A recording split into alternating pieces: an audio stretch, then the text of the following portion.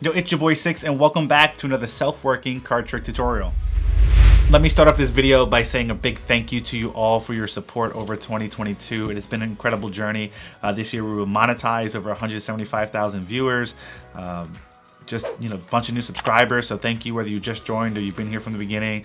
Every like, every comment, it really means the world. It really helps support this channel. So thank you from the bottom of my heart. And I know I haven't posted recently, but I just wrapped up my educational leadership program, which was essentially another grad school program, which is now done. So I'm definitely taking a break from school for a little while, which means a lot more content for you all, and now I can put out content on a regular basis. So thank you for all your support, and I'm glad to be back and have some time available to actually devote to letting out my creativity. It's difficult when you have to do things you have to do versus things you want to do. It's always a challenge, and I have so many ideas that I want to share with you all.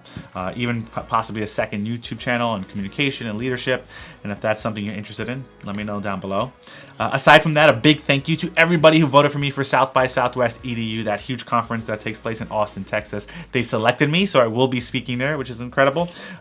So very excited for that. It's going to be it feels like a once-in-a-lifetime opportunity, but I imagine there'll be many more opportunities after this event.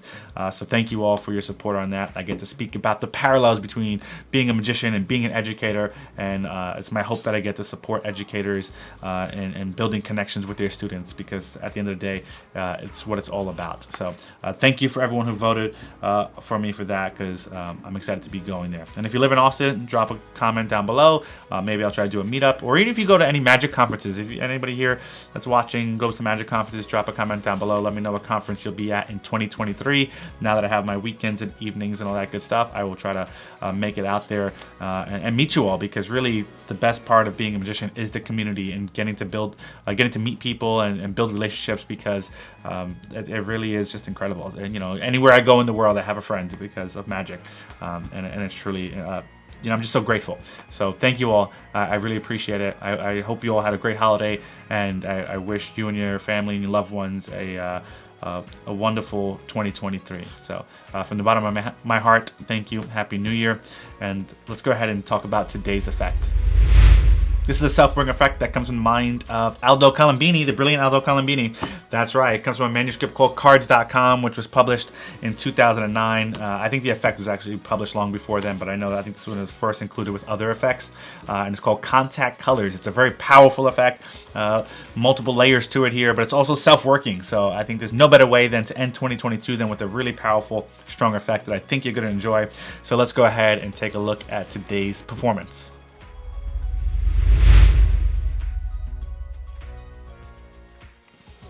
So let's go ahead and take a look at the performance of this effect. I'm going to begin by shuffling the cards up just like this, give them a little mix, and then we'll get started. I'm going to actually take a card out for myself. So let's say I go through here. I'll take this card out. What I'm going to do is I'm going to actually place that card face up in the middle, just like this. So you can see it go inside the middle. It's fine if it's seen, no big deal. And then I'm going to have the spectator select a card for themselves. So that's my card, but no secrets on my end, but the spectator will select a card. So I go like this, they say stop, and that'll be their card. So in this case, you can take a look at that. That'll be the card, and we'll lose that card somewhere inside the pack. And then I'd ask the spectator to give the cards a bunch of cuts, and if the face up card shows, just cut it back into the middle somewhere. It doesn't matter, and we'll give a little mix like this to mix the cards up a little further. To make this work, what I want to try to do is see if we can make a coincidence happen. And the first question is always, do you believe in coincidence? Yeah, me too. What a coincidence. You see, just don't use the joke. It's a bad joke. But let's say they say yes, no, whatever the case is. What I'm going to do is I'm actually split the cards. There's 52 cards in the deck. I'll use 26 and 26. So 2, 4, 6, 8, 10, 12, 14, 16, 18, 20, 22, 24, 26. My mom would be so proud of me that I can count to 26. Card was selected at random. I have one card faced up. It was placed back somewhere. Cards were cut. Cards were mixed. What's interesting, however, is that sometimes coincidences do happen. You see, because I'm going to deal down just like this. And I'm going to go all the way down until we get to my face-up card. Let's see. Almost there, I think. Because you'll see that sometimes the strangest things can happen. Because right here we end up with my face-up card here, and you selected a card completely at random, placed it back anywhere, cut the cards, mixed the cards, and we end up with one card right at the same position of the 10 of spades. And would you believe it or not, it would be your card, the 6 of diamonds. A perfect coincidence. And you know, I'm not a big believer in coincidence. You know, I mean, you know, things just happen like that. Maybe it's fate, and I can prove it. You see, because that's why I got an ace here, and that's why I got an ace here, and that's why I got an ace here and an ace here, and we actually got all 4 aces as well. Not only that, I'll go one further, because not only is this the red ace, if you look here, you separated all the red cards, because all the red cards are with this ace, and with the black ace, you find all the black cards here with it just like that. With this red ace, you'll find all the red cards just like this, and with this black one, you'll find all the black ones just like that. An incredible coincidence, maybe. And there you have it. That is Contact Colors from Aldo Colombini. Let's go ahead and look at the explanation.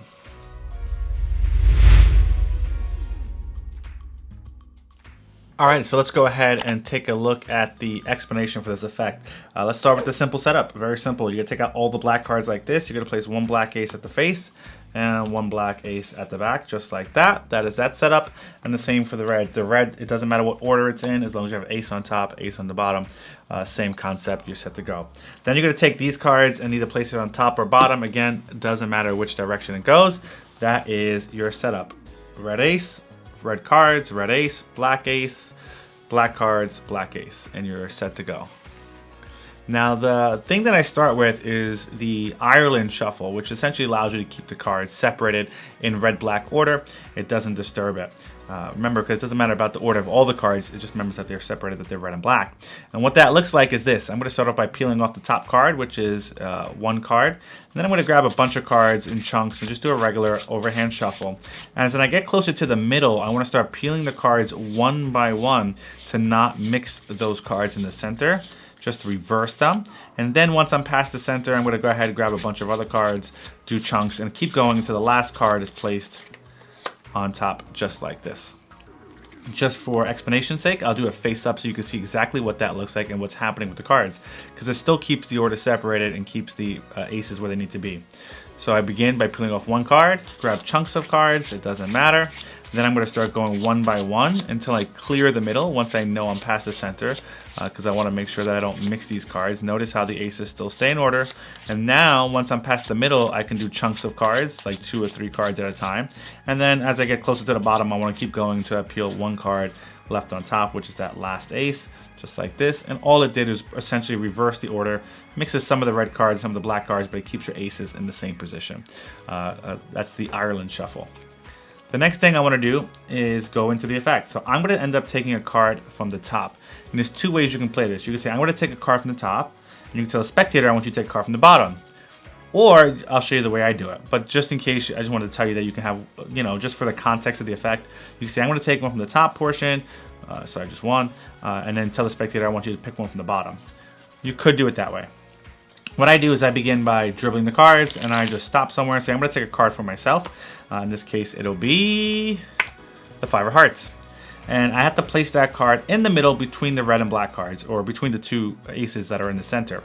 So I could pull up at the back until I see the 2 aces, and then place it in between.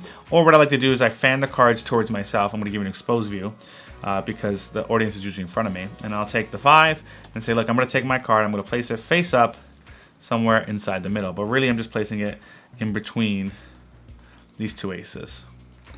So the spectators see that, close it up, and say the card is in the middle. I can tell them it's in the middle. It's not a secret. Then I say, I would like you to pick a card. So I'm going to dribble to the cards like this, and I want you to say stop. So all I have to do is make sure that the card is selected from underneath my face-up card, and which is pretty easy, because usually you'll see, like, when you have a face-up card, especially in a worn deck, you'll see a mark of where that face-up card is.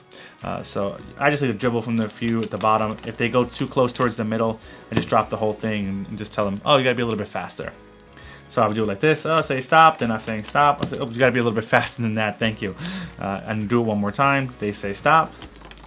Let's say they say stop here. What you need to do is take this right packet and you're going to place it off to the side just like this, because this is going to be part of the procedure in a second. You're going to show them this card, which is the Queen of Spades. That'll be their selection. You don't have to look at it. So you take a look at it, and then you're going to place it on the top portion that you just placed down. So now it goes, notice it goes from this packet to this packet.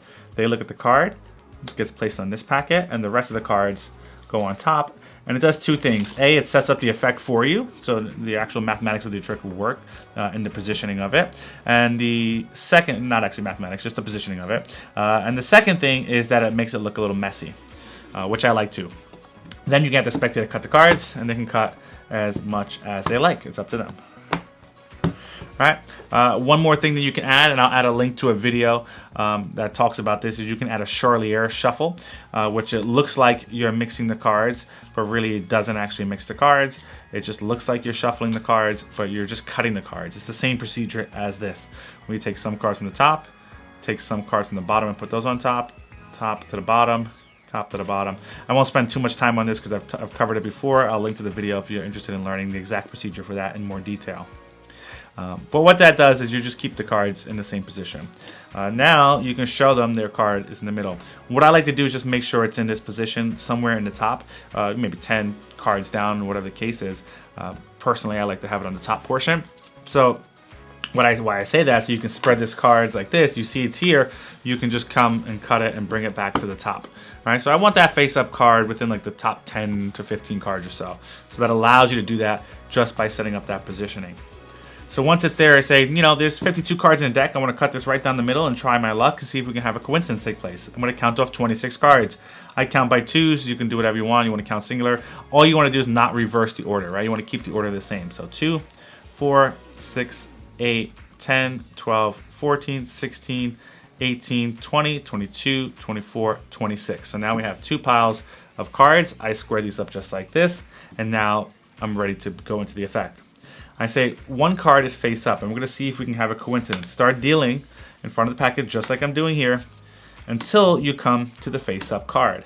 When you get to the face up card, because of the way you positioned it earlier, their selection is going to be directly across from it. So I'm going to go through just like this, and then there's my face up card. So now I can show there's a face of 5, one face down card, could be any card. We cut, we shuffled, but it happens to be your card, the Queen of Spades, a perfect match. Maybe it's a coincidence, maybe it's fate, maybe it's more than coincidence, and I can prove that it's more than coincidence because not only that, now if you just flip over every single card in the packet, it shows the 4 aces. Already amazing, right? And now we're already a bonus kicker. Then you can go one further and say not only that, even though we shuffled and mixed the cards, that ace attracts all the right cards. The black ace has all the black cards next to it. This red ace has all the right cards next to it. And this black ace has all the black cards next to it. And it's a wonderful conclusion to an incredible effect. I hope you enjoy it. It's really, really, truly powerful. Go out there, perform it. Maybe perform it for New Year's. And I hope you enjoy. If you got any questions or anything like that, drop a comment down below. And Happy New Year, everybody. We look forward to seeing you in 2023. Enjoy that, and I'll see you in the next episode.